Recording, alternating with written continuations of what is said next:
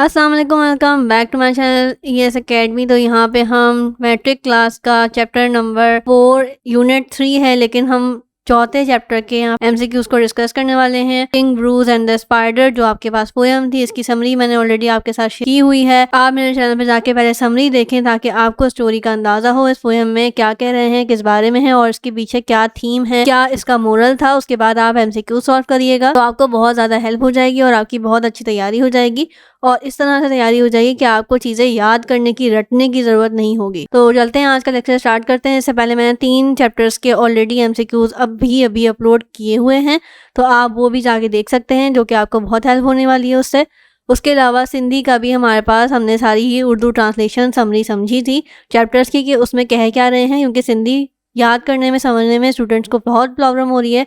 तो वो भी जाके आप मेरे चैनल पे एक्सप्लेनेशन देख सकते हैं, आपको बहुत हेल्प होने वाली है। तो पहला MCQs है, Eliza Cook was born in 1818। ठीक है, अलीजा कुक जो है वो बेसिकली पोएट हैं पोएम की। Eliza Cook was died in 1889। The poem King Bruce and the spider is written by Eliza Cook. यहाँ पे मैक्सिमम MCQs शेयर किए जाते हैं जो भी चैप्टर या पोएम होती है उसके। ठीक है, इसकी समरी और एक्सप्लेनेशन हम समझ चुके हैं, इसलिए हम डिटेल में नहीं जाएंगे। जिन स्टूडेंट्स ने समरी और एक्सप्लेनेशन समझनी है वो मेरे चैनल पे जाके देख सकते हैं, ऑलरेडी उनको वहाँ पे ज़्यादा हेल्प हो जाएगी। He flung himself down in a low as grieved as man could। ये पोएम की लाइंस होती हैं जो कि हमने पिछली बार भी देखी थी कि काफ़ी ज़्यादा पोएम से रिलेटेड फिंगर ब्लैंक और MCQs आए हुए थे, तो इसीलिए यहाँ पे भी दिए हैं ताकि आपकी तैयारी हो जाए। टिल एप नहीं है, ये अप है। Till up and down, now fast and now slow, dash brave attempts were counted.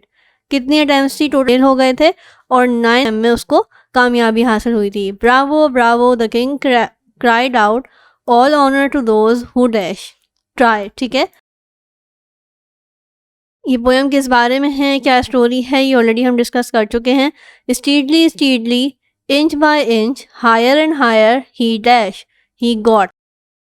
Again it fell and swung below, but again it quickly dashed, mounted. Aliza Cook has written the poem. कौन सी poem लिखी है? King Bruce and the Spider. King Bruce was a dash, King Bruce was a king. King Bruce was the king of dash, Scotland के king थे वो।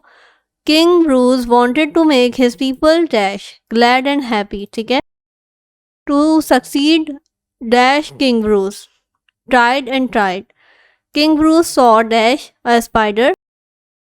King Bruce hang by dash cobweb, मकड़ी का जाला. The number of attempts made by the spider was, total जो थी वो हुआ था, the spider succeed in the dash attempt 10th attempt. ठीक है, King Bruce considered the spider a foolish thing. All honor to those who dash, who try. Seeing the success of the spider, King decided dash to keep his struggle up. यहाँ पे थोड़ी सी finger blanks भी हैं जो कि poem से related हैं और बहुत ही ज़्यादा इंपॉर्टेंट हैं। This poem is written by Elsa Cook. King जो था वो स्कॉटलैंड का था।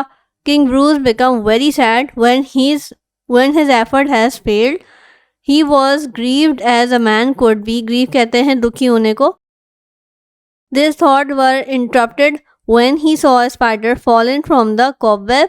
He had decided to give up his mission. The spider made altogether 10th attempt. When the spider reached a cobweb, the King Bruce cried out, "Bravo, bravo! All honors to those who try." यहाँ पे हमारे पास 2 और finger blanks हैं।